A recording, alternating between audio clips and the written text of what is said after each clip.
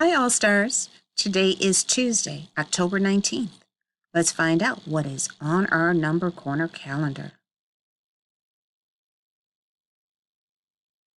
We've seen a lot of things on it. Can you predict what will be on today's calendar?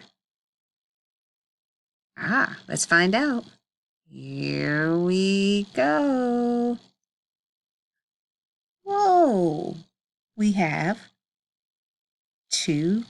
4 red apples, 4 green apples. So 4 red apples and 4 green apples today on our calendar. Let's add that information to our observation chart. When we go to our chart, we've seen a lot of things going on with our chart. Let's add today's information. So we have 8 apples all together. We found out that 4 of them were red and 4 of them were green. We're going to make a math story for this. We want to say, we have 4 red apples and 4 green apples. How many apples do we have all together? And using our number tree, we could say 4 plus 4 equals 8. I need to say that very quickly. The number tree is here, 4 plus 4. We wrote our math story, and then we have our math equation to explain our number tree. Fantastic job, All Stars. We're going to go back to our information for Number Corner because we're going to figure out the number of days in school very quickly and have something different for you. We're adding on another day. Wow, these days keep growing. Now we have a total of 10, 20, 30, 1, 2, 3. 33 days altogether. Let's see if we can make a math fact that equals 33.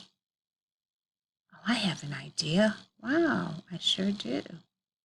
We can make 33 days in school with a group of 3 10s and 3 1s. I could say 30 plus 3. You can pause the video right now if you'd like to write down at least 2 ways to make the number 33. Help your math muscles grow. Pause the video, write down at least 2 ways to make the number 33, and then come right back to the video. All right, All Stars. Now that you are back, I want to do a different activity with you today. We are going to actually look at some math stories and see if we can figure out a math equation to explain it. It says Jill, and I'll make it bigger for you so you can see it. Here's our math story. Gil is picking squash in the garden. He has 7 pumpkins and zucchini in all.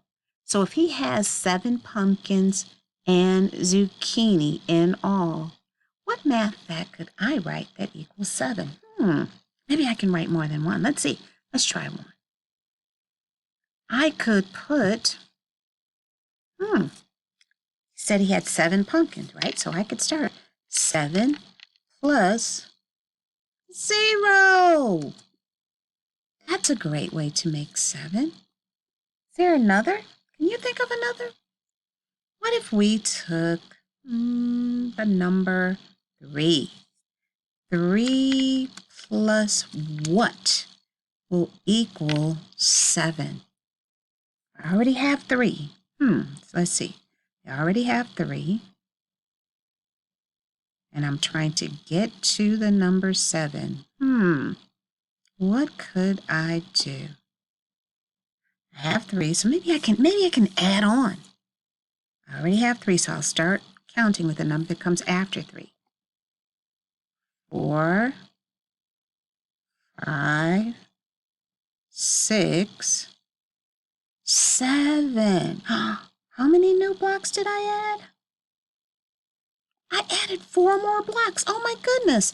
That's a great way to make 7. 3 plus 4 equals 7.